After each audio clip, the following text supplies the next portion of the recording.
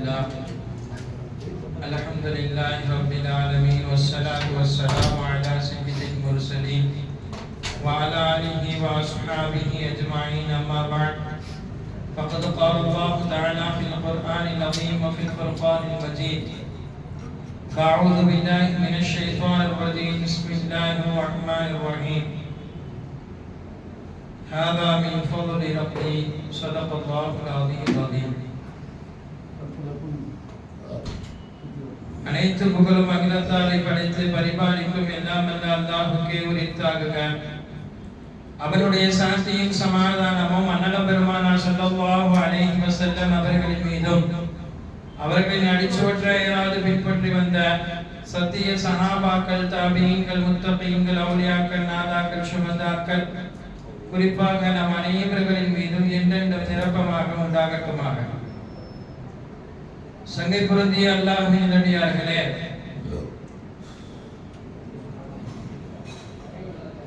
ஒரு 2 நாட்களாக நாம் சூரத்துல் கஹ்ஃப் குறித்து ஆராய்ந்தோம். அப்போதே சொன்ன ஒரு வார்த்தை தான், அல்லாஹ் தஆலா இந்த பூமியை 4 பேர்களுக்கு ஆட்சி புரியக்கூடிய பெரும் பாக்கியத்தை கொடுத்தார். சொல்ல போனால் 2 பேர் அதில் காஃபிர்களாக இருந்தார்கள், 2 பேர் முஸ்லிம்களாக இருந்தார்கள். 2 பேர் காஃபிர்கள், நம்ரூத், புக்த் நஸர். 2 பேர் முஸ்லிம்கள், ஒன்று சுலைமான் அலைஹிஸ்ஸலாம், இரண்டாவது துல்கர்னைன். அந்த வகையில் துல்கர்னைன் அவர் மாமனிதரை பற்றி உண்டான வரலாற்று நிகழ்வுகள் எல்லாம் நேற்று முன்னால் எல்லாம் பார்த்தோம். அதைத் தொடர்ந்து இந்த சூரத்துல் நம்ல் சூரா ஓதப்பட்டது. இதில் அந்த 4 ஒருவராக உலகத்தையே சாம்ராஜ்யத்தையே தன் கைக்குள் வைத்த மாபெரும் ஆட்சியாளர் சுலைமான் அலைஹிஸ்ஸலாம் அவர்களை குறித்து சிந்திக்க இருக்கிறோம். சூரத்துன் நம்ல், எறும்பு என்று இந்த சூராவுக்கு பெயர். ஏன் இப்படி ஒரு பெயர் சூட்டப்பட்டது என்று சொன்னால், நாம் கேள்விப்பட்டிருக்கலாம், சுலைமான் அலைஹிஸ்ஸலாமுடைய படை என்பது அது ஒரு சாதாரண படை அல்ல. உலகத்தில் இதற்கு மேல் அப்படி ஒரு படையை எந்த அரசனாலும் மன்னனாலும் உருவாக்க முடியாது. அப்படி ஒரு படையை அவர்களுக்கு கீழே அல்லாஹ் கொடுத்திருந்தான். மிஞ்சி போனால் ஒரு படையில் குதிரை வைத்திருப்பார்கள், யானை படை இருப்பார்கள், மனிதர்கள் இருப்பார்கள், இன்னும் சில ஆயுதங்களையும் கூட வைத்திருப்பார்கள். அதையெல்லாம் தாண்டி மாபெரும் ஒரு படை சுலைமான் அலைஹிஸ்ஸலாம் படை என்று சொல்வதற்கு ஜின் வர்க்கத்தை தன் கைக்குள் வைத்திருந்தார்கள். இன்று எவ்வளவோ விஞ்ஞானம் வளர்ந்து விட்டது என்று சொல்லலாம். ஆனால் அந்த வளர்ந்து விட்ட விஞ்ஞானத்தை எல்லாம் எடுத்து ஒரு ஜின்னுக்கு முன்னால் வைத்தால் அந்த விஞ்ஞானம் ஒன்றுமில்லாமல் போய்விடும். காரணம், அவ்வளவு பெரிய சக்தியை அல்லாஹ் ஜின்னினத்திற்கு கொடுத்திருக்கிறார். மனிதனுடைய கற்பனையில் கூட இவ்வளவு பெரும் சக்தி ஜின்னுக்கு இருக்கிறதா என்று மனிதனாலும் சிந்திக்க முடியாது. அவ்வளவு பெரிய சக்தியை ஜின்னினத்திற்கு அல்லாஹ் கொடுத்திருக்கிறான். அந்த ஜின் வர்க்கத்தையே கட்டுப்படுத்தி கொடுத்தான் சுலைமான் அலைஹிஸ்ஸலாம் அவர்களுக்கு. சூரத்துன் நம்ல், எறும்பு என்று எதற்கு இந்த சூராவுக்கு பெயர் என்றால், நான் சொன்னேன், இந்த ஜின் வர்க்கத்தை எல்லாம் திரட்டி கொண்டு சுலைமான் அலைஹிஸ்ஸலாம் அவர்கள் தாயிஃபை கடந்து வர இருக்கிறார்கள். இந்த செய்தி இந்த எறும்பு கூட்டத்திற்கு கேள்விப்பட்டது. அதில் தலைவியாக இருந்த அந்த எறும்பு சொன்னதாம், எல்லா எறும்புகளுக்கும் சுலைமான் அலைஹிஸ்ஸலாமுடைய படை வர இருக்கிறார்கள், எனவே தெரியாமல் அவர்கள் நம்மை மிதிப்பதற்கு வாய்ப்பு இருக்கிறது, அவர்களுடைய குந்துகளில் போய் நுழைந்து கொள்ளுங்கள் என்று ஒரு எறும்பு எல்லா எறும்புகளுக்கும் செய்தி சொன்னது. எல்லாம் போய் நுழைந்து விட்டது. இது ஒன்று. நாம் பல சம்பவங்களை படிப்பினையாக பார்க்க இருக்கிறோம். ஒரு சமுதாயம், ஒரு சமுதாயத்திலே ஒன்றாக இருக்கக்கூடியவர்கள் ஒருவருக்கு ஏதாவது ஆகிவிடக் கூடாது என்பதற்காக அந்த எறும்பு எல்லா எறும்புகளுக்கும் செய்தி சொன்னது. இது ஒன்று நாம் நினைவில் வைக்க வேண்டும். இந்த செய்தி பல மைல்களுக்கு அப்பால் இருக்கக்கூடிய சுலைமான் அலைஹிஸ்ஸலாம் அவர்களுக்கும் தெரிய வருகிறது. எனவேதான் இந்த செய்தியை கேட்ட சுலைமான் அலைஹிஸ்ஸலாம் அவர்கள் சிரித்தார்களாம். சிரித்து விட்டு அல்லாஹ்விடத்தில் இப்படி துஆ செய்தார்களாம், யா அல்லாஹ், இவ்வளவு பெரிய பிரம்மாண்டமான ஆட்சியை எனக்கு கொடுத்திருக்கிறாயே, உனக்கே புகழ் அனைத்தும் என்று துஆ செய்கிறார்கள். ஒரு எறும்பு, பொதுவா எறும்புனாலே நம்ம இங்கிருந்து அப்படி பார்த்தா நமக்கு எறும்பு தெரியாது. நின்றுட்டு இருக்கக்கூடியவங்க அப்படி நின்றுட்டே பார்க்கும் பொழுது எறும்பு ஓடுறதெல்லாம் தெரியாது. கொஞ்சம் குனிந்து போய் எறும்பு கிட்ட போய் பார்த்தா தான் நமக்கு எறும்பு தெரியும். நம்முடைய பார்வை என்பது அவ்வளவுதான். நம்ம எல்லாம் சொல்றதெல்லாம் எல்லாரும் சொல்றதையும் கேட்க முடியாது. கொஞ்சம் தூரம் போய் ஒரு சொன்னார்னா அதுக்கு மேல நமக்கு கேட்க முடியாம சைக்கிளை செய்ய சொல்லுவோம். இப்ப யோசிக்க வேண்டும், அத்தனை மைல்களுக்கு அப்பால் இருக்கக்கூடிய அந்த குரல் பலத்தை சுலைமான் அலைஹிஸ்ஸலாமுக்கு அல்லாஹ் கொடுத்திருந்தான். எறும்பு சொன்னதை கேட்டு சிரித்து விட்டு துஆவும் செய்கிறார்கள். யா அல்லாஹ், இந்த ஆட்சியை கொடுத்த உனக்கே என்று துஆ செய்து விட்டு அதனுடன் சேர்த்து தனது பெற்றோர்களுக்காகவும் அந்த இடத்தில் துஆ செய்கிறார்கள். இந்த நபிமார்களுடைய வரலாறுல நாமும் அதை பாடம் படிக்கிறோம். எப்பொழுதெல்லாம் துஆ செய்ய வாய்ப்பு கிடைக்கிறதோ அப்போதெல்லாம் பெற்றோர்களை துஆவுடன் சேர்த்துக் கொள்ள வேண்டும். காரணம், இந்த உலகத்திற்கு வருவதற்கு அந்த பெற்றோர்கள் தான் காரணம் என்பதை சுலைமான் அலைஹிஸ்ஸலாம் அவர்கள் ஏற்றிருந்தார்கள். சுலைமான் அலைஹிஸ்ஸலாம் அவர்களும் பெரும் ஆட்சி மன்னர். அவருடைய தந்தையும் தாவூத் அலைஹிஸ்ஸலாம் அவர்களும் மிகப்பெரிய ஆட்சி புரிந்தார்களும் அவர்களும் அரசராக இருந்திருக்கிறார்கள். இதற்காகத்தான் இந்த சூராவுக்கு சூரத்துல் நம்ல் என்று பெயர் சூட்டப்படுகிறது. இது முழுக்க இந்த சூராவினுடைய வரலாறை நான் பார்க்க பொழுது முடியாது என்பதால் ஒரே ஒரு துண்டு ஆயத்தினுடைய துண்டை மட்டும் பார்க்க இருக்கிறோம். காரணம், இது எல்லாரிடத்திலும் பிரபல்யமான வார்த்தை. இன்னளவுக்கு என்று சொன்னால் நேற்று இஸ்லாத்தை ஏற்று இன்றைக்கு வந்தவர்களும் கூட இந்த வார்த்தையை அதிகமாக தெரிந்து வைத்திருப்பார்கள். ஹாதா மின் ஃபதுலி ரப்பி. எல்லா வீடுகளுடைய முகப்பிலும் ஒரு வண்டியில அதனுடைய தலையிலும் சொல்ல போனால் எல்லா இடங்களிலும் திரும்பும் இடமெல்லாம் ஆகிவிட்டது என்று சொல்லலாம். இது அர்த்தம் நமக்கெல்லாம் தெரியும். இது எனது இறைவன் எனக்கு கொடுத்த அருள்கொடை என்பது பொருள். அப்ப இதை எழுதி வைத்தால் மட்டும் முடிந்து விடுமா? இது எப்போது சொல்லப்பட்டது, யார் சொன்னது, இது சொன்னதனுடைய பின் வரலாறு என்ன, இந்த வரலாற்றை எல்லாம் நாம் தெரிய அவசியப்பட்டிருக்கிறோம். அதுதான் சுலைமான் அலைஹிஸ்ஸலாமுடைய வரலாறு. சுலைமான் அலைஹிஸ்ஸலாமுக்கு ஒரு 4 வகையான பெரும் ஆட்சியை அல்லாஹ் கொடுத்தான். ஏராளமான விஷயங்களில் சக்தி கொடுத்தான். பெரும்பாலும் முஃபஸ்ஸிரீன்கள் குறிப்பிடுவது இந்த 4 தான். ஒன்று, பூமியை சுலைமான் அலைஹிஸ்ஸலாமுக்கு கட்டுப்படுத்தி கொடுத்தான். மொத்த பூமியும் அவருடைய கண்ட்ரோலில் அல்லாஹ் வைத்தான். காரணம், அவர்கள் செய்த துஆ அந்த மாதிரி துஆ செய்தார்கள். உலகத்தில் எந்த நபியும் செய்யாத ஒரு துஆ. யா அல்லாஹ், இதுவரைக்கும் யாரும் அப்படி ஒரு ஆட்சி புரிந்திருக்க கூடாது, இதற்கு மேல் வருபவர்களும் அப்படி ஆட்சி புரிய கூடாது, அது மாதிரியான ஒரு ஆட்சி எனக்கு தா என்று கேட்டார்கள். அல்லாஹ் கபூல் செய்து கொடுத்தான். உலகத்தில் யாரும் அது போல ஆட்சி செய்யவில்லை. இப்ப முழு உலகத்தையும் அவருடைய கட்டுப்பாட்டுக்குள் வளர்த்து வைக்கக்கூடிய பாக்கியத்தை கொடுத்தான். அதிலும் குறிப்பாக ஜின் வர்க்கத்தை கட்டுப்படுத்தி கொடுத்தான். 3வது பறவை இனத்தை கட்டுப்படுத்தி கொடுத்தான். 4வது காற்றை அவர்களுக்கு கட்டுப்படுத்தி கொடுத்தான். இந்த 4ம் சுலைமான் அலைஹிஸ்ஸலாமுக்கு அதீதமாக கட்டுப்படும். அவர்கள் சொல்வதை எல்லாம் கேட்கும். குறிப்பாக சொல்ல போனால் ஜின் வர்க்கம் முழுக்க அவருடைய கட்டுப்பாட்டில் இருந்தது. அதுக்கு எந்த அளவுக்கு சக்தி என்றால், இந்த வானத்தை எல்லாம் தாண்டி யாரும் பார்க்க முடியாத அளவுக்கு நம்முடைய விதிகளை எல்லாம் எழுதக்கூடிய கலாபங்கள் இருக்கிறது. அந்த இடத்தில் சில நேரங்கள் மலக்குமார்களுக்கு மத்தியிலே பேசிக் கொள்வார்கள்.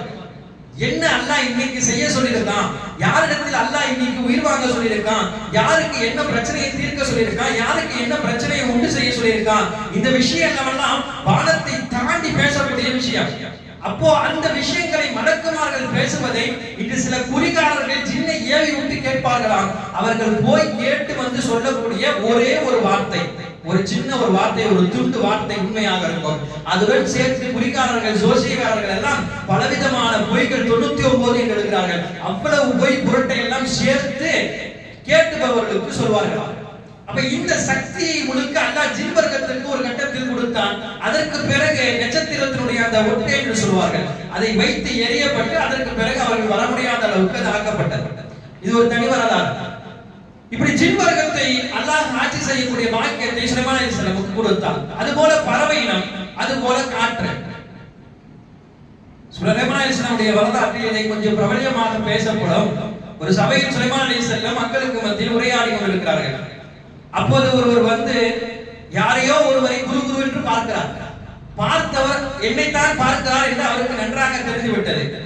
ஏனால் வந்தவர் யார் என்றால் அவருடைய முகமையும் அவருடைய ஜாடையும் பார்க்கும் பொழுது இவருக்கு ஒரு எண்ணம் ஏற்படுகிறது, ஒருவேளை இவர் மலக்குள் மௌத்தா இருப்பாரோ, நம்மளையே குருன்னு பார்க்கிறாரா, எதற்கு வந்தாலும் தெரியல, உயிர் வாங்க வந்திருந்தா நம்ம என்ன செய்யறது, வேற யாரையும் அவர் பார்க்கிற மாதிரி தெரியல, நம்மையே திரும்ப பார்க்கிறாரே என்று கொஞ்சம் பயம் கூடுதலாக ஆகிவிட்டது. சுலைமான் அலைஹிஸ்ஸலாம் இன்னும் உரையை முடிக்கவே இல்லை. கொஞ்சம் பயத்தில் அந்த இடத்தை விட்டு எழுந்து போய்விட்டார். சபை முடித்தவுடன் வருகிறார். தனியா வந்து சுலைமான் அலைஹிஸ்ஸலாமை சந்திக்கிறார். இது மாதிரியாக நீங்கள் சபையில் இருக்கும் பொழுது அடையாளம் தெரியாத ஒருவர் வருகிறார். வந்தார். என்ன வேண்டுமோ அவர் மலக்குல் மௌத் என்று எனக்கு தோன்றுகிறது, எனக்கு மிக பயமாக இருக்கிறது. கொஞ்சம் சுலைமான் அலைஹிஸ்ஸலாம் அவர்களுக்கு அவர் நெருக்கமும் கூட. அதனால் சுலைமான் அலைஹிஸ்ஸலாம் இப்பொழுது என்ன செய்ய என்று அவரிடம் கேட்டார்கள்.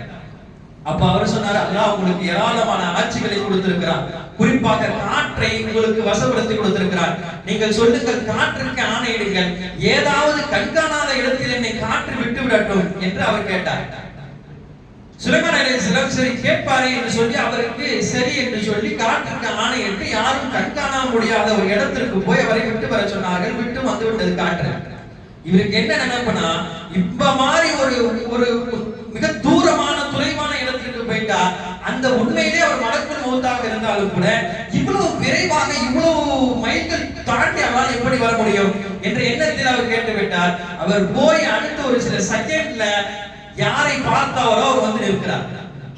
அதிர்ந்து போய்விட்டார். என்ன ஒன்றும் புரியவில்லையே, இவ்வளவு நேரம் அந்த சபையில இருந்தவர் நாம் போய்விட்டு திரும்பினோம், இவ்வளவுதான் கேப், நம்ம இப்போ எப்படி வந்தோம்னு அவருக்கு தெரியாது, இந்த செய்தி எதுவும் அவருக்கும் போகவில்லை, ஆனால் இப்போது எப்படி நமக்கு முன்னால் வந்து விட்டார். நீங்கள் நினைத்தது சரிதான், நான் தான் மலக்குல் மௌத் என்று சொன்னார். சொல்லிவிட்டு உயிரை வாங்கினான். சொன்ன வார்த்தை அதுதான் நமக்கு ஞாபகம் வருகிறது. அல்லாஹ் சொன்ன நேரத்தில் சொன்ன இடத்தில் சரியாக ஒரு நொடி முண்டமும் பிந்தமும் செய்யாமல் சரியாக உயிரை எடுப்பார். இதை யாராலையும் தடுக்க முடியாது. இப்ப சுலைமான் அலைஹிஸ்ஸலாம் அவர்கள் கொடுத்த ஆட்சி அதிகாரம் என்பது உண்மை. அதை தாண்டி ஒரு கட்டத்தில் அல்லாஹ் எனக்கு மௌத் வர வேண்டும் என்று எண்ணினால் கண்டிப்பாக அந்த மௌத்தை கொடுப்பான் என்பது உண்மை. இவ்வளவு பெரிய ஆட்சி அதிகாரத்தை அல்லாஹ் சுலைமான் அலைஹிஸ்ஸலாமுக்கு கொடுத்தார். அந்த ஆட்சி அதிகாரத்தின் போதுதான் ஒரு சம்பவம் குர்ஆனுக்குள் வருகிறது. ஒரு கட்டத்தில் எல்லா படைப்பினங்களையும் சுலைமான் அலைஹிஸ்ஸலாம் அவர்களுக்கு முன்னால் வைத்து எல்லாம் சரியாக இருக்கிறதா என்று பார்ப்பார்கள். இது சுலைமான் அலைஹிஸ்ஸலாமுடைய வழக்கம். அதுபோல எல்லா படைப்பினங்களையும் சரியாக சுருக்கமாக சொல்ல போனால் எல்லா ஹாஜிர் போற சுலைமான் அலைஹிஸ்ஸலாம் அண்ணன் இருப்பாங்க. அந்த மாதிரி ஒரு சூழ்நிலை. அப்ப எல்லா படைப்பினங்களும் இருக்கிறது, ஆனா ஹுதுஹுது என்ற ஒரு பறவை மட்டும் அந்த இடத்தில் இல்லை. சுலைமான் அலைஹிஸ்ஸலாம் கொஞ்சம் தாமதிக்கிறார்கள், வருமா என்று பார்க்கிறார்கள், வரவில்லை. கொஞ்சம் உச்சகட்ட கோபத்தில் சுலைமான் அலைஹிஸ்ஸலாம் சொல்லிவிட்டார்கள், என்ன காரணம், அந்த ஹுதுஹுது எங்கு போனது, சரியான காரணத்தை கொண்டு அது வரவில்லை என்றால் அதை நான் வெட்டி விடுவேன், அதை நான் துண்டு துண்டாக ஆக்கி விடுவேன் என்று சொன்னார்கள். சொன்ன கொஞ்ச நேரத்தில் ஹுதுஹுது பறவை வந்தது. பொதுவாகவே இந்த பறவை மற்ற பறவைகளை விட கொஞ்சம் பிரபல்யமானது, கொஞ்சம் விசேஷமானது என்று சொல்லலாம்.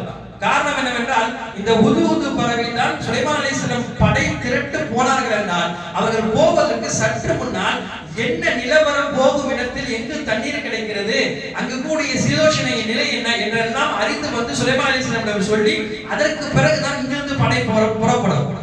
ஏன்னா அந்த ஆற்றலை அந்த பறவைக்கு எல்லாம் கொடுத்திருந்தார். இப்ப அந்த பறவை வந்தவுடன் அது சொல்லிவிட்டது, யாருக்கும் தெரியாத ஒரு செய்தியை நான் கொண்டு வந்திருக்கிறேன் நபியே, இதுவரையும் யாருக்கும் தெரியாது அந்த மாதிரி ஒரு செய்தியை நான் கொண்டு வந்திருக்கிறேன். நான் சபா தேசத்திலிருந்து நான் வருகிறேன். சபா தேசத்திலிருந்து 2 செய்தி கொண்டு வந்திருக்கிறேன். ஒன்று துன்யா சார்ந்த செய்தி, இன்னொன்று மார்க்கம் சார்ந்த செய்தி. உலகம் சார்ந்த செய்தி என்னவென்று சொன்னால், நாம் யாரும் இதுவரையும் கண்டிராத அந்த சபா தேசத்தினுடைய ஒரு அரசி, அந்த அரசி அமரக்கூடிய அந்த நாற்காலி எப்படி இருக்கிறது என்றால் பிரம்மாண்டமான சிம்மாசனமாக இருக்கிறது. அல்லாஹ்வே அர்ஷன் அதீம் என்று சொல்றார். பிரம்மாண்டமான சிம்மாசனமாக இருக்கிறது. அந்த மாதிரி ஒரு சிம்மாசனத்தை நான் இதுவரையும் பார்த்ததில்லை, அதை நான் கண்டு வந்திருக்கிறேன். பொதுவாகவே இது போல மன்னர்கள், ஆட்சி புரியவர்களுக்கெல்லாம் இது மாதிரி சொன்னா ஏக்கம் எப்படி இருக்கும். சுலைமான் அலைஹிஸ்ஸலாம் அதுவும் உலகத்தை ஆட்சி செய்யக்கூடிய நபி, அவர்களிடம் ஒரு சிம்மாசனத்தை பற்றி இவ்வளவு பிரபலியமாக பெருமையாக பேசினார். கேட்டுக்கொண்டார்கள். அடுத்து கேட்டார்கள், மார்க்கம் சம்பந்தப்பட்ட விஷயம் என்ன சொன்னது. மார்க்கம் சம்பந்தப்பட்ட விஷயம் என்னன்னா, அந்த மக்கள் யாரும் அல்லாஹ்வை வணங்கவில்லை, அந்த அரசி உட்பட சூரியனை வணங்கிக் கொண்டிருக்கிறார்கள். நான் பார்த்தேன், எனக்கு கவலையாக இருக்கிறது, அவர்கள் அல்லாஹ்வை வணங்க வேண்டும் என்பதற்காக இந்த செய்தியை உங்களிடம் எத்தி வைக்கிறேன். நமக்கு ஒரு சந்தேகம் வரும், அப்ப பறவைக்கெல்லாம் இது தெரியுமா? பொதுவாகவே இயற்கையாகவே அல்லாஹ் பறவையை படைக்கும் பொழுது எப்படி ஆக்குகிறான் என்றால், அல்லாஹ் யார் என்று எல்லா இனத்திற்கும் அல்லாஹ் செய்தி சொல்லுகிறான், வணங்க வைத்து விடுகிறான். நம்முடைய பார்வைக்கும் சிந்தனைக்கும் அது வணங்குவதை போல தஸ்பீஹ் செய்வதை போல தெரிவது கிடையாதே தவிர மற்ற எல்லா பறவைகளும் அல்லாஹ்வை வணங்கிக் கொண்டுதான் இருக்கிறது. இரண்டாவது ஒரு செய்தி என்னவென்றால், ரிஸ்கினுடைய தேவையை பறவைகளுக்கு அல்லாஹ் பூர்த்தி செய்து விட்டான். நம்ம தான் ஒவ்வொரு நாளுடைய ரிஸ்கினுடைய தேவைகளை ஒவ்வொரு விதமாக தேடுகிறோம். பறவைகள் சரியாக போய் எடுத்து வந்து விடுத்த அந்த ரிஸ்கை, இந்த ரெண்டினுடைய தேவையும் பறவைகளுக்கு நிரப்பமாக இருக்கிறது. இப்ப இந்த செய்தியை சொன்னவுடன் கேட்ட சுலைமான் அலைஹிஸ்ஸலாம் கொஞ்சம் கவலை கொண்டு அடுத்து இந்த செய்தியை உண்மைப்படுத்த வேண்டும் என்று நினைக்கிறார்கள். இதற்கு மத்தியில் நாம் ஒரு நிகழ்வை சொல்ல வேண்டும். ஒரு பறவைக்கு இருக்கக்கூடிய கவலை, அது ஒரு மனிதன் கிடையாது, ஒரு பறவை தான். ஆனாலும் அந்த பறவைக்கு என்ன, உண்மையிலே அல்லாஹ்வை இந்த கூட்டம் வணங்க வேண்டுமே, அல்லாஹ்வை விட்டு யாரையோ வணங்குகிறார்கள், இந்த செய்தியை யாராவது சரி செய்தால் அவரிடம் நாம் போய் சொல்லலாம், கண்டிப்பாக சுலைமான் அலைஹிஸ்ஸலாம் இதற்கு ஒரு தீர்வு கொடுப்பார்கள் என்று தீர்வு கொடுக்க இருந்த சுலைமான் அலைஹிஸ்ஸலாம் வந்து அதை எடுத்து சொல்கிறது. கொஞ்சம் இந்த பறவையுடைய வாழ்க்கையும் நமது வாழ்க்கையும் கொஞ்சம் ஒப்பிட்டு பார்க்கலாம். இன்று ஒரு பக்தருடைய தொழுகைக்கோ அல்லது 2-3 பக்தருடைய தொழுகைக்கோ நம்முடைய நண்பர் வரவில்லை என்றால் அவரை பார்த்து ஏன் வரவில்லை என்று கேட்கிறோமா? கொஞ்சம் அதையும் தாண்டி போனால் இன்று எத்தனையோ மாற்று மதத்தவர்கள் நமக்கு உற்ற தோழர்களாக இருக்கிறார்கள். ஒரு கட்டத்துல நம்ம பள்ளியினுடைய படிப்பாவுடன் படித்திருப்போம், இல்ல தொழில்துறையிலே கொஞ்சம் அவங்க கூட ரொம்ப க்ளோஸா இருப்போம். இவ்வளவு நம்மளுடைய அவருடன் நாம் கலந்து உரையாடி கொண்டிருக்கிறோம். எப்போதாவது ஒரு முறையாவது அல்லாஹ் ரசூலை பற்றி எடுத்து சொல்லியிருக்கிறோமா? நம்ம சொல்லக்கூடிய ஒரே ஒரு காரணம் என்னன்னா, அதை எப்படி சொல்ல முடியும், எங்களுடைய நட்புன்றது ரொம்ப டீப்பான நட்பு சார். இப்ப நான் இதெல்லாம் எடுத்து சொன்னா அவர் என்னை பத்தி என்ன நினைப்பாரு, வந்து நான் இஸ்லாத்தை பரப்புறதுக்கு அது மாதிரி நினைச்சிட மாட்டாரா என்று நமக்கு நாமே சொல்லிக் கொண்டிருக்கிறோம். ஆனால் உண்மையில் அது அல்ல. இப்ப நாம் சொல்லக்கூடிய அவரை நாம் எந்த கட்டத்திலும் கண்டிப்பாக இஸ்லாத்துக்குள் வாருங்கள் என்று நாம் சொல்வது கிடையாது. இல்லை இதை ஏற்றுக்கொள்ளுங்கள், குர்ஆனை படியுங்கள் என்று வலுக்கட்டாயம் கிடையாது. அப்படி வலுக்கட்டாயம் செய்வதற்கு இஸ்லாத்தில் அனுமதியும் கிடையாது. என்ன செய்ய போறோம், இது மாதிரி இஸ்லாம் இருக்கிறது, இதையெல்லாம் அல்லாஹ் இவங்கதான் வணங்கணும், கொஞ்சம் உங்களுக்கு இருந்தா நீங்க குர்ஆனையும் ஹதீஸையும் கொஞ்சம் எடுத்து படிங்க, கடவுள் கொள்கையை நீங்க கொஞ்சம் சிந்திங்க என்று ஒரே ஒரு வார்த்தை, வாழ்க்கையிலே ஒரே ஒரு முறை நம்முடைய உற்ற நண்பர் அவர் மாற்று மதத்தில் இருந்தால் ஒரு முறையாவது நாம் சொல்லியாக வேண்டும். இல்லை என்றால் நாளை மறுமையில் வந்து நாம் பெரிய கை செய்யப்படுவோம். நடந்த உண்மையாகவே நாம் பார்க்கிறோமே. கொஞ்ச காலத்திற்கு முன்னால தெரியுமே, பெரியார் தாசன் அப்துல்லாவாக மாறினாரே, அந்த பெரியார் தாசன் அப்துல்லாவாக மாறிய பின்னால் எத்தனையோ பள்ளிகளுக்கு கூப்பிட்டு உரையாற்றும் பொழுது அவர் சொன்ன ஒரே ஒரு விஷயம் இதுதான், நானே இஸ்லாத்தை ஆய்வு செய்து இஸ்லாத்திற்குள்ளே வந்திருக்கிறேன். ஒரு கட்டத்தில் இந்த இஸ்லாத்திற்குள்ளே வராமல் நான் இறந்து போயிருந்தால் இஸ்லாமியர்களே, உங்களை அல்லாஹ்வுக்கு முன்னால் நான் நிப்பாட்டி கேள்வி கேட்பேன். என்னவென்றால், எனக்கு ஒரு முறையாவது இஸ்லாத்தை பற்றி நீங்கள் எடுத்து சொல்லியிருந்தால் கண்டிப்பாக நான் இஸ்லாத்திற்குள் வந்திருப்பேன் என்று அல்லாஹ்விடத்தில் நான் சொல்லியிருப்பேன். உண்மையில் ஹிதாயத் என்பது அல்லாஹ் கையில் இருக்கிறது, அது வேறு. ஆனால் நாம் அதற்கு முன்னதாக எடுத்து உரைப்பது என்பது நமது கடமையாக இருக்கிறது. ரசூலுல்லாஹ் சொன்னாங்க, பல்லியோ அன்னி வரவ ஆயா, ஒரே ஒரு விஷயம் தெரிஞ்சாலும் நீங்கள் எடுத்து சொல்லி விடுங்க. எடுத்து சொல்வதுதான் கடமையே தவிர ஹிதாயத்தை கொடுப்பது என்பது அல்லாஹ்வுடைய கடமை, அல்லாஹ்வுடைய உரிமை. அவன் எப்படியும் கொடுப்பான், இல்லை கொடுக்கவில்லை என்றால் விட்டு விடுவான். எதற்காக சொல்ல வருகிறேன் என்றால், நம்முடைய மாற்று மத சகோதரன் நாளைக்கு நம்மை பிடித்து அவருடைய முகத்தை பார்த்து நாம் கொஞ்சம் பேச வேண்டியது இருந்தால் மறுமையில் நம்முடைய முகத்தை அவர் பார்ப்பாரா? இவ்வளவு டீப்பா பரவணும். ஒரே ஒரு வார்த்தை இந்த விஷயத்துல சொல்லியிருந்தார்னா நம்ம கொஞ்சம் யோசிச்சு யாரு கடவுள்னு தேடி நம்மளும் இஸ்லாத்துக்குள்ள வந்திருப்போமே. என்னதான் உற்ற நண்பராக இருந்தாலும் உலகத்துடன் எல்லாத்தையும் முடிச்சுக்கிட்டாரே என்ற நிலைக்கு அவரும் கசப்பாகுவார், நாமும் கசப்பாக ஒரு சூழ்நிலை ஏற்படும். எனவே அவருக்கு நான் ஏதாவது ஒன்று கண்டிப்பாக செய்தாக வேண்டும். உலகத்தில் கொடுக்க முடியாததை அவருக்கு நம்ம கொடுக்கணும்னு நினைத்திருந்தால் கண்டிப்பாக இஸ்லாத்தை ஒரு முறையாவது அவருக்கு நீங்கள் சொல்லிவிடுங்க. ஏனென்றால் ஒரு பறவைக்கே இவ்வளவு கஷ்டம் கவலை இருக்கிறது என்றால் மனிதர்களாகிய நமக்கு எவ்வளவு கவலை இருக்கும். ஒரு சூரியனை வணங்குவதை ஒரே ஒரு மாலை பார்த்த பறவையினுடைய நிலை, அன்றாட நிலைகளிலே சிலைகளை வணக்கம் செய்து கொண்டு அன்றாட நம்முடைய வாழ்க்கையை சுற்றி கொண்டும் நமக்கு மத்தியிலே இருக்கிறார்களே, அவர்களை குறித்து நாம் எவ்வளவு கவலைப்பட வேண்டும். இப்ப இந்த கவலையை எடுத்து சொன்னது சொன்னவுடன் சுலைமான் அலைஹிஸ்ஸலாம் அடுத்து என்ன செய்கிறார்கள், இது உண்மைதானா என்பதை விசாரிப்பதற்காக ஒரு லெட்டர் அடுத்து சுலைமான் அலைஹிஸ்ஸலாம் எழுதுகிறார்கள். அந்த லெட்டரை கொண்டு போறது இந்த புதுவது பறைதான். இன்னஹு சுலைமான் வ இன்னஹு பிஸ்மில்லாஹிர் ரஹ்மானிர் ரஹீம் என்று ஆரம்பித்த ஒரு லெட்டர். அதுல என்ன எழுதப்பட்டிருக்கிறது, அந்த லெட்டரை கொண்டு போய் அந்த அரசியிடம் புதுவது கொடுத்து விட்டது. எடுத்து படிக்கிறார்கள். எல்லா அமைச்சர்களுக்கும் உண்டான். லட்டுடைய எழுதப்பட்ட வார்த்தை என்ன? அல்லாஹ்வை ஏற்றுக்கொள்ளுங்கள், அவருடைய ரசூலை ஏற்றுக்கொள்ளுங்கள். நீங்கள் செய்து கொண்டிருக்கக்கூடிய இந்த வணக்கம் என்பது முழுக்க முழுக்க அல்லாஹ்வுக்கு மாற்றமானது, இது உண்மை கிடையாது. இன்னும் இதை நீங்கள் ஏற்றுக்கொள்ளவில்லை என்றால் நாங்கள் படைகள் எடுத்து உங்களை போர் புரிவதற்கு தயாராக இருக்கிறோம் என்று எழுதப்பட்டிருக்கிறது. அப்ப இது விஷயத்திலே அங்க இருக்கக்கூடிய அமைச்சர்களுக்கு மத்தியிலே பல்கீஸ் அம்மையார் அவங்க ஆலோசனை செய்கிறார்கள். இது மாதிரி ஒரு கடிதம் வந்திருக்கு, சுலைமானிடம் நாம் என்ன செய்யலாம் அப்படின்னும் பொழுது அங்க இருக்கக்கூடிய ஆலோசனைதாரர்கள் எல்லாம் அமைச்சர்கள் எல்லாம் என்ன சொல்ல வருகிறார்கள் என்றால், அவரிடம் மட்டும் தான் படை இருக்கிறதா என்ன, நம்மிடம் இல்லையா, நம்மிடத்தில் இல்லாத படையா, நாம் எவ்வளவு பெரிய ஆட்சி வைத்திருக்கிறோம், நாம் ஏன் அவரை பார்த்து பயப்பட வேண்டும், நாமும் தயாராகலாம், வரட்டும் பார்த்துக் கொள்ளலாம் என்ற நிலைக்கு தான் எல்லாரும் இருக்கிறார்கள். ஆனாலும் கூட இதை முடிவாக அவர்கள் சொல்லவில்லை. சொன்னார்கள், இது எங்களுடைய முடிவு, அரசியே நீங்கள் என்ன சொல்கிறீர்கள் சொல்லுங்கள், தீர்ப்பு நீங்கள் தான் எடுக்க வேண்டும். அப்போ பல்கீஸ் அம்மையார் அவங்க சொன்னார்கள், இந்த போர் இது மாதிரி இரு நாட்டுக்கு உண்டான சண்டைகளில் எல்லாம் பரவலாக எந்த பிரயோஜனமும் கிடையாது. மக்கள் சேதம் ஏற்படுகிறது, அந்த நாட்டுக்கு சேதம் ஏற்படுகிறது. பெரிய அளவில் கைப்பற்றி அந்த நாட்டை நாமோ நம்முடைய நாட்டை அவர்களை கைப்பற்றியும் எந்த விதமான லாபமும் கிடையாது. எனவே இதெல்லாம் வேண்டாம். அவங்க எதற்காக ஆசைப்படுகிறார்கள்? மிஞ்சி போனா நம்முடைய பொருளாதாரத்துக்கு ஆசைப்படுவார்கள். ஏனென்றால் அந்த காலத்தில் பல்கீஸ் அம்மையாரிடம் இருந்த அவ்வளவு விதமான நகைகளும் சரி, வைரம் வைடூரியம் ரகரகமாக இருந்தது. அதுக்கு தானே ஆசைப்பட்டிருப்பாங்க என்று நினைத்து எத்தனையோ வைடூரியம் பவளம் அனைத்தையும் எடுத்து வைத்து, இது கொஞ்சம் சாம்பிள் தான், நீங்க எங்க கூட சமரசம் செய்து கொண்டால் இது மாதிரியாக நாங்கள் உங்களுக்கு அப்போது கப்பம் கட்ட தயாராக இருக்கிறோம் என்று சொல்லி ஒரு தூதரை அனுப்பி சுலைமான் அலைஹிஸ்ஸலாமிடம் அதை போய் கொட்டினார்கள். பார்த்த சுலைமான் அலைஹிஸ்ஸலாம் அவர்கள் என்ன சொல்வார்கள்? சுலைமான் அலைஹிஸ்ஸலாமுடைய கைக்குள் உலகமே இருக்கிறது. அப்ப இதை பார்த்தா சுலைமான் அலைஹிஸ்ஸலாம் மயக்கப்படுவார்கள். பார்த்த சுலைமான் அலைஹிஸ்ஸலாம் சொல்லிவிட்டார்கள், இதற்காகலாம் நாங்கள் மசிபவர்கள் கிடையாது, எங்களுடைய நோக்கம் நீங்கள் அல்லாஹ்வை எடுத்துக்கொள்ள வேண்டும். அப்படி நீங்கள் மறுத்தீர்கள் என்றால் நாங்கள் போர் புரிய தயாராக இருக்கிறோம், இந்த அன்பளிப்புக்கு நன்றி, நீங்களே எடுத்து போர்கள் என்று வந்த தூதுவரிடம் அன்பளிப்பை கொடுத்து அனுப்பிவிட்டார்கள். அடுத்த கட்ட முயற்சியும் தோல்வியில் ஆகிவிட்டது. இப்ப அடுத்து ஆலோசனை செய்வதற்கு மத்தியிலே கடைசியில் பல்கீஸ் அம்மா வேறு வழி இல்லாமல் யாரும் இதில் தலையிட வேண்டாம், நானே நேராக சுலைமான் அலைஹிஸ்ஸலாமிடம் போகிறேன், நம்மளே வந்துட்டு சொன்னா கொஞ்சம் அவர்கள் இறங்கி வருவதற்கு அதிக வாய்ப்பு இருக்கிறது என்று சொல்லி பல்கீஸ் அம்மையாரே அவர்களே வருவதற்கு முன்பட்டு கிளம்பி விட்டார்கள். கிளம்பி வந்து கொண்டிருக்கிறார்கள். இந்த வந்த செய்தி சுலைமான் அலைஹிஸ்ஸலாமுக்கும் கிடைத்து விட்டது. இப்பதான் சுலைமான் அலைஹிஸ்ஸலாம் உலகத்தில் யாரும் செய்ய முடியாத ஒரு அற்புதத்தை தற்போது நிகழ்த்திருக்கிறார்கள். எல்லா விதமான ஜின்களுக்கும் அழைப்பு விடப்பட்டது, எல்லாம் வர வைக்கப்பட்டது. வந்தவுடன் உங்களுக்கு எல்லாம் தெரியும், அந்த பல்கீஸ் அம்மையாரிடம் இருக்கக்கூடிய அந்த சிம்மாசனம், அவர்கள் இங்கு வருவதற்கு முன்னால் மிக விரைவாக உங்களில் யார் அதை இங்கு கொண்டு வந்து வைப்பார், யார் தயாராக இருக்கிறார்கள்?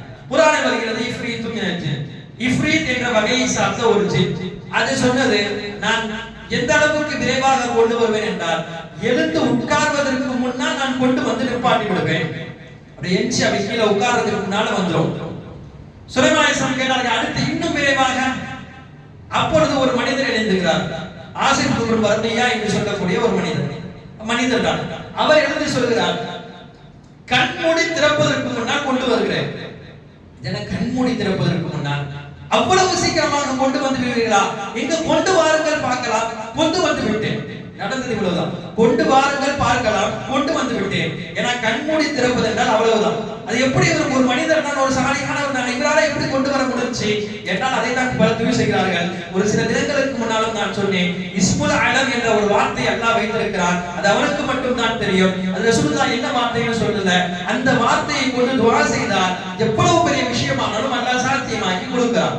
அந்த இஸ்முல் அலம் என்ன என்பது மத்தியிலே முஃபஸிர்களுக்கு மத்தியில் பல அறிவிப்புகள் இருக்குது. அல்லாஹ் என்று சில பேர் சொல்வார்கள், இல்லை யா ஹய்யுல் யா கய்யூம் என்றும் சில பேர், சுப்ஹானல்லாஹி வ பிஹம்திஹி சுப்ஹானல்லாஹில் அலீம் சுப்ஹூன் குத்தூஸ், இப்படி பலவிதமாக இருக்கிறது. ஆனால் உண்மையில் இந்த இஸ்முல் ஆலம் என்னவென்பதை மறைக்கப்பட்டிருக்கிறது. அப்ப அந்த இஸ்முல் ஆலமுடைய சக்தியை கொண்டு அவர் கொண்டு வந்து வைத்திருக்கிறார். இது மூன்று விதமாக எழுதுகிறார்கள். ஒன்று, இந்த ஆசிப் இப்னு பர்தியா என்று சொல்லக்கூடிய இந்த சாலிகான மனிதர் இஸ்முல் ஆலம் என்ற அந்த பெரும் சக்தியை கொண்டு வந்தார். இரண்டாவது சுலைமான் அலைஹிஸ்ஸலாம் அவர்களே போய் எடுத்து வந்தார்கள். ஏன்னா அவர் சொன்னாங்க இஃப்ரீத்துன் ஜின் சொல்லிச்சுல, எழுந்து உட்கார்றதுக்கு முன்னால் நான் கொண்டு வரேன், அந்த நேரம் கொடுத்தா போதும்னு சொன்னோன்னே சுலைமான் அலைஹிஸ்ஸலாம் இவ்வளவு நேரமா அவர்களே கொண்டு வந்து விட்டார்கள் என்றும் ஒரு அறிவிப்பு இருக்கிறது. மூன்றாவது ஒரு அறிவிப்பு, தௌராத்தை மனனம் செய்த அதுவும் ஒரு வகையான மனித ஜின், அதுதான் இதை கொண்டு வந்தது, அதுதான் வேதம் கொடுக்கப்பட்டது, அதுதான் இதை கொண்டு வந்திருக்கிறது இந்த ஜின் என்று மூன்று விதமாக இந்த அறிவிப்புகள் காணப்படுகிறது. இப்ப இந்த சிம்மாசனம் கொண்டு வரப்பட்டு விட்டது. இன்னொரு பக்கம் பல்கீஸ் அலைஹிஸ்ஸலாம் வந்து கொண்டிருக்கிறார்கள். வந்து கொண்டிருக்கக்கூடிய அவர்களுக்கு இந்த செய்தி எல்லாம் தெரியாது. ஒன்று சிம்மாசனம் கொண்டு வரப்பட்டது, இரண்டாவது சுலைமான் அலைஹிஸ்ஸலாம் இன்னொரு வேலையும் செய்தார்கள். என்னன்னா, இது அவர்களுடைய சிம்மாசனம், நம்ம என்னவோ தூக்கிட்டு வந்து இங்க வச்சிருக்கோம் அவ்வளவுதான். ஆனா உண்மையில இது அவங்களுடைய சிம்மாசனம். இத போய் எடுத்து இங்க வச்சா இத பார்த்தாலும் அவங்க என்ன சொல்லுவாங்க, என் சிம்மாசனம் இது மாதிரி எனக்கு ஒரு சிம்மாசனம் இருக்கு இப்படிதான் சொல்லுவாங்க. அப்ப இதுல சுலைமான் அலைஹிஸ்ஸலாம் ஆட்சி பெருசா ஒன்றும் தெரிவது கூட கிடையாது. அப்ப இதை விடவும் நாம ஏதாவது செய்யணும் என்பதற்காக சுலைமான் அலைஹிஸ்ஸலாம் யோசித்து அடுத்த உடனே ஜின் வர்க்கத்தை எல்லாம் கூப்பிட்டு சொன்னார்கள், ஒரு கண்ணாடி மாளிகையை கட்டுங்கள். உலகத்தில் அது போல கண்ணாடி மாளிகை இருக்கக்கூடாது. எந்த அளவுக்குன்னா, அந்த கண்ணாடி மாளிகையுடைய தரை எப்படி இருக்குன்னா, கீழே தண்ணீர் ஓட வேண்டும். யாராவது கால் வச்சுனா பயப்படணும், என்னன்னா தண்ணீர்ல கால் வச்சிருவோமோ என்று நினைப்பு வர வேண்டும். ஆனால் அந்த தண்ணீருக்கு மேலே கண்ணாடிகள் அமைக்கப்பட்டிருக்க வேண்டும். பார்ப்பதற்கு கண்ணாடி இல்லாத மாதிரி தெரியணும், ஆனா உண்மையில கண்ணாடி தான் இருக்கு. கால் வச்சா கண்ணாடியில தான் கால் வைக்கணும். ஆனா கீழே தண்ணீர் ஓட வேண்டும், மீன்கள் எல்லாம் ஓட வேண்டும். அது மாதிரியான ஒரு பெரும் மாளிகையை கட்டுங்கள். சின்னிருக்கம் தானே ஒரு சில நேரங்களில் கட்டிப்பிடித்து விட்டார்கள். சரியாக அவர்கள் வருவதற்கும் சரியாக இருந்தது. அந்த நுழைவாயில் இருக்கிறார்கள். சுலைமான் அலைஹிஸ்ஸலாம் இங்கு அரசவையில் உட்கார்ந்து வாருங்கள் என்று அழைப்பு விடுகிறார்கள். அந்த வரக்கூடிய நேரத்தில் உள்ளே கால் வைக்கிறது முதல் கடையில அப்படி வைக்கும் பொழுது பல்கீஸ் அம்மையார் அவருடைய ஆடைகளை கொஞ்சம் கரண்டை காலுக்கு மேலே தூக்கிட்டு வைத்தார்கள். ஏன் தூக்கிட்டு வச்சானா, இங்க தண்ணி இருக்குது, தண்ணியில வச்சா எப்படி கரண்டை காலு கீழே வரையும் தண்ணி போயிடும், ஆடைகள் நினைத்து விடும் என்பதற்காக ஆடைகளை தூக்கிட்டு வைக்கும் பொழுதுதான் சுலைமான் அலைஹிஸ்ஸலாம் சொன்னார்கள், ஆடையை உயர்த்த வேண்டும் என்ற அவசியம் கிடையாது, இங்கு தண்ணீர் இல்லை, நீங்கள் நடந்து வரலாம். கால் வச்ச பிறகு துணியை விட்டு நடந்து வந்தாங்க. பிரமிச்சு போனார்கள். உலகத்தில் அந்த மாதிரியான ஒரு சிம்மாசனம் நம்மிடத்தில் இருக்கிறது, யாரும் செய்யாததை எல்லாம் நாம் செய்து கொண்டிருக்கிறோம் என்று நினைத்திருக்கிறோம். இப்படி ஆச்சரியத்தில் ஆழ்த்தி விட்டாரே சுலைமான் என்று சொல்லி பிரமித்து போய் அதற்கு பிறகு தான் பல்கீஸ் அம்மையார் இஸ்லாத்துக்குள் வருகிறார்கள். இந்த நிகழ்வு இப்படி போகிறது. இப்ப அல்லாஹ் தஆலா நமக்கு இதில் கிடைக்கக்கூடிய மிகப்பெரிய படிப்பினை என்பது இந்த ஆதம் ஃபௌல் ரப்பி என்பது இந்த வார்த்தை. பொதுவாக இந்த வார்த்தை வெறுமனையே வாகனத்தில் எழுதுவதற்கோ வீட்டிற்கு முன்னால் எழுதுவதற்கோ உண்டான வார்த்தைகள் மட்டும் கிடையாது. இது வாழ்க்கையிலே நாம் எடுக்க வேண்டிய வார்த்தை. ஏதாவது செல்வத்தை அல்லாஹ் நமக்கு ஏராளமாக கொடுத்திருப்பான், நம்மை ஒரு நல்ல நிலையிலே அல்லாஹ் வைத்திருக்கிறான் என்றால் நாம் கொஞ்சம் அல்லாஹ்வுக்கு நன்றி செலுத்த வேண்டும். அதான் இந்த மாதம் இந்த வார்த்தை அதுதான். ஏன்னா இன்னைக்கு நன்றி செலுத்துவதில் மிக மிகமாக குறைந்து விட்டது. நல்ல செல்வந்தராக இருந்தாலும் கூட எப்படிங்க உங்க வியாபாரம் போகுது, ஏதோ போயிட்டு இருக்கு, உண்மையிலே நலவாகத்தான் போகும். அப்ப இது ஏதோ போயிட்டு இருக்கின்ற வார்த்தை மூலமாக இருப்பதையும் அல்லாஹ் எடுத்துருவான். என்ன சொல்லணும், 62 தான் போயிட்டு இருக்கு, இதுக்கு மேலே நல்லா போன துஆ செய்யுங்க. கண்டிப்பாக நன்றி செலுத்தினால் அல்லாஹ் அதிகமாக கொடுக்க தயாராக இருக்கிறார். எத்தனையோ பணக்காரருடைய உடை நல்லா போட முடியும், நல்லா உடை உடுத்த முடியும், ஆனாலும் கூட இன்னும் கொஞ்சம் பழைய தொப்பியா கொஞ்சம் கிழிஞ்ச தொப்பியா போடக்கூடிய நிலையை தான் செய்யுது. இது ஏன் அல்லாஹ் என்ன சொல்றார், ஃபமா பினிஅமத்தி ரப்பிக ஃபஹதீஸ், நான் விரும்புறேன் என்னுடைய அருட்கொடையை நீங்க எடுத்து காட்டுங்க. உங்களுக்கு நான் ஒன்னு கொடுத்திருக்கேன்னா என் ரொம்ப கொடுத்திருக்கிறான் என்பதை எடுத்து காட்டுங்கள், அது எனக்கு சந்தோஷத்தை கொடுக்கும் என்று அல்லாஹ் சொல்றார். ஆனா இன்னைக்கு அதையெல்லாம் மறைக்க உட்பட்டு வந்து விட்டோம்.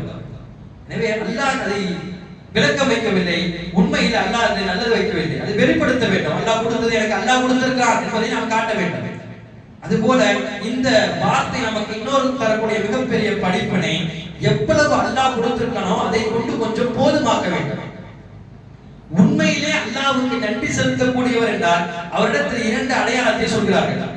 ஒன்று, மார்க்கம் சம்பந்தப்பட்ட விஷயத்தில் அவரை விட உயர்ந்தவரை அவர் பார்ப்பார், உலக சம்பந்தப்பட்ட விஷயத்தில் அவரை விடையும் தாழ்ந்தவரை பார்ப்பார்.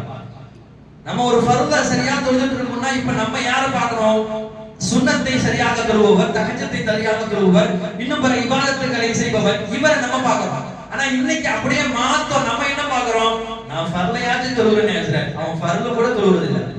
ஆனா ஆனா இது கூடாது. இது மார்க்கம் சம்பந்தப்பட்ட விஷயத்தில் உயர்ந்தவர்களை பாருங்கள். அது கொஞ்சம் மாற்றமாக உலக சம்பந்தப்பட்ட விஷயத்துல உங்களை விட தாழ்ந்தவரை பாருங்கள். ஆனா உலக சம்பந்தப்பட்ட விஷயத்துல கொஞ்சம் மாற்றமாக நமக்கு ஒரு சொந்த வீடு இருக்குதுன்னு சொன்னா அதுவும் தெரியுதான். ஆனா 2 3 4 வீடு இல்லையே, அவனுக்கெல்லாம் 4 5 வீடு இருக்குது.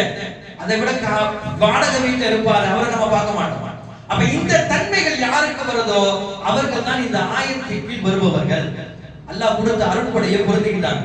இது அருட்கொடையை பொருந்துதல் இருந்தால்தான் கண்டிப்பாக அல்லாஹ் தஆலா நம்மை பொருந்தி கொள்வார்.